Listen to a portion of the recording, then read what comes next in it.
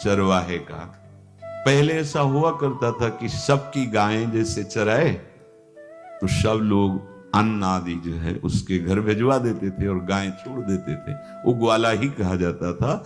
सैकड़ों लोगों की गाय चराता था और उसके घर में अन्न आदि जो आवश्यक सामग्री है भिजवा दी जाती थी। ना तो एक अक्षर वो पढ़ा लिखा था और ना कभी उसने भगवान का नाम या कोई चर्चा सुनी थी। उसके कोई परमार्थ से संबंध ही नहीं था। बस गाय चराते थे, जंगल में रहते थे, पत्नी भोजन पहुंचा देती थी और परिवार चलाने के लिए गांव के लोग दे देते थे अन्न, क्योंकि सबकी गाय चराते थे। ना तो उसको किसी धर्म का ज्ञान था, ना किसी साधना का ज्ञान था। एक दिन देखा जंगल से एक मंडली जा रही संतों के। ओ श्री राम जय राम जय जय राम, श्री राम जय राम, ऐसे कीर्तन। संत जन पहले मंडली बना के चलते थे, तो नाम कीर्तन पद कीर्तन ऐसे। उसको बड़ा आनंद आया। उसको लगा कि इतने झूम झूम कर संत जन गा रहे हैं, किसी से बात नहीं की, पकड़ लिया। अब पूरा तो नहीं, बस उतना राम राम राम राम ऐसे करने लगा। देखो कई बार कहा है, यदि आप बिना गुरु मंत्र के भी नाम जप करेंगे तो नाम जप आपको गुरु तक पहुंचा देगा, क्योंकि गुरु प्रदत्त नाम भगवत साक्षात्कार कराता है। 50 वर्ष की अवस्था लगभग हो गई थी। कभी कोई तीर्थ याटन, धर्म कार्य, शास्त्र स्वाध्याय, सत्संग कुछ नहीं। देखो कृपा, विश्वास। अब वो अलौकिक ढंग से नाम में मिठास लगने लगी उसको, तो जोर जोर से कभी कभी नाच पड़ता, चरवाहा है ना, गाता। तो और जो लोग थे उसका उपहास करते, अरे नरक में भी ठौर नहीं मिलेगी, जिंदगी में कुछ पुण्य नहीं किया, ये ऐसे लोग बहुत उपहास करने वाले। ऐसे करने से क्या मिलेगा, नाम से कुछ हो जाएगा। उसने कहा हमने तो कभी सोचा ही नहीं कि कुछ होगा, हम तो ऐसे ही गा रहे। पर ये लोग उपहास कर रहे हैं, क्या गलत है क्या ऐसा गाना? जब तक दृढ़ ज्ञान नहीं होता तब तक माया फिसला सकती है। उसने कहा कि हम किसी लाभ के लिए, बैकुंठ जाने के लिए या कोई लाभ के लिए नहीं जपते, हमें तो अच्छा लगा, वो गा रहे थे संत जन तो हम गाने लगे। क्या सही में आप लोग समझते हैं कि ये गलत है? उनका तुम मूर्ख हो, तुम्हारी क्या समझ में आए? और उपहास करते उसका। उसके मन में एक बात आई, कोई ये प्रमाण दे दे मुझे कि ये जो मैं संतों के मुख से सुना नाम, ये परम सत्य है, ये परम सुखकारी है, और इससे क्या बैकुंठ मिल जाएगा? कोई तो मिले मुझे। और जब किसी के हृदय में ऐसी आकांक्षा होती है तो वही मिल जाते हैं जो सबके हृदय की जानते हैं। एक दिन उसने देखा जब लोग दिल्ली की हंसी मजाक कर रहे थे, उसी समय एक लंगोटी पहने हुए, हाथ में कमंडल और दंड धारण किए हुए कोई वीतराग परमहंस दौड़ा, चरणों में गिर गया।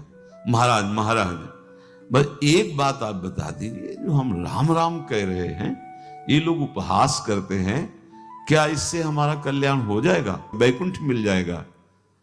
तो उन्होंने कहा बेटा, ये बहुत मंगल में भगवान का नाम है, पर हमें लगता है कि तुम्हें गुरुदेव की आवश्यकता है। यदि तुम गुरु कृपा पात्र बन जाओ तो इन उपहास करने वालों की बातें तुम्हारे मन में नहीं लगेंगी और निश्चित तुम्हें भगवत साक्षात्कार हो जाएगा। तो पैर पकड़ लिया और कहा महाराज आप ही गुरु बन जाओ ना हमारे, आप ही हमें मंत्र दे दो।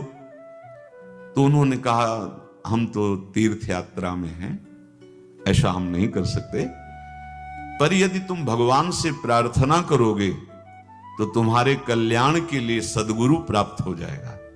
इसलिए जैसे कोई पूछते किसको सदगुरु बनाऊं, तुम कहते किसी को नहीं, पहले भगवान को मानो, श्री हरि को, जगत गुरु श्री कृष्ण को, फिर उनसे प्रार्थना करो कि यदि आप आवश्यक समझते हो कि सदगुरु के रूप में आप आकर के हमारा कल्याण करेंगे तो मुझे पहुंचा दो, या आप स्वयं आ जाओ।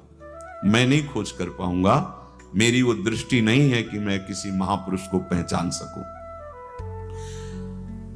मैं तुमसे सत्य कहता हूं, सदगुरु की जो शरण में हो गया तो उसके जीवन नौका की डांट सदगुरु अपने हाथ में ले लेते हैं।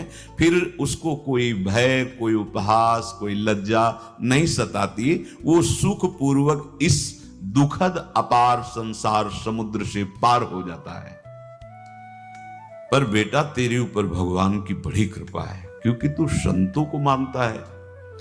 तू मेरी बात पर विश्वास कर ले, अंदर से तू एकांत में रो, तुझे सदगुरु मिल जाएंगे। अब ऐसा कहकर वो अपने राह में चले तीर्थ यात्रा के लिए। अब वो खोजता, एकांत में बैठकर देखता, कभी कभी वो पेड़ पे चढ़ जाता कि कोई संत तो नहीं आ रहे हैं। अब उसके लिए वहां भोजन पहुंच जाता, पाता, गाय देखता और बस खोज करता कि सदगुरु आ जाए, सदगुरु आ जाए। बहुत समय व्यतीत हुआ पर उसका विश्वास नहीं टूटा कि संत ने कहा था कि तुम भावना करो कि सदगुरु आ जाएंगे। भगवान सदगुरु बन करके आ गए, वही है सदगुरु। देखा सामने से बड़े तेजस्वी महात्मा बड़े तीव्र गति से आ रहे। वो दौड़ा, गुरुदेव गुरुदेव, चरणों में लौट गया। चरणों में जे ही गिरा तो एक बिजली सी दौड़ी उसके हृदय में। अब बात बन गई, गुरु मिल गए, वो खड़े हो गए।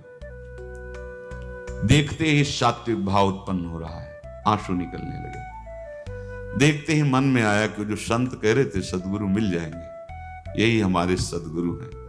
हृदय में उत्साह, आतुर आवाज, प्रभु मुझे भवसागर से पार करने वाला गुरु मंत्र दे दो।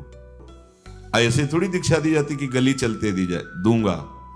जा पहले स्नान करके आ, फिर एकांत स्थान में बैठेंगे, फिर तेरे को उपदेश देंगे। बोला महाराज मैं जंगली आदमी हूं, गाय चराता हूं, हमारा घर बार से कोई आना जाना नहीं, यही भोजन आ जाता है।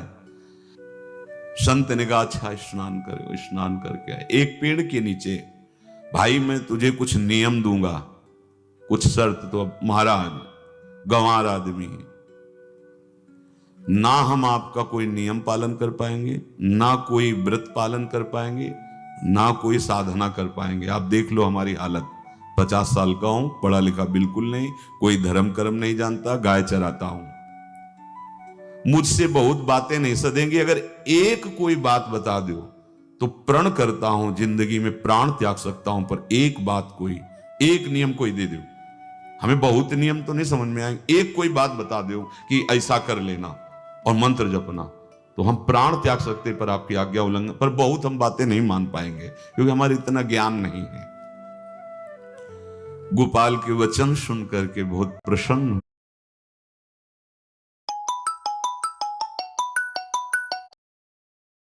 हुए संत भगवान।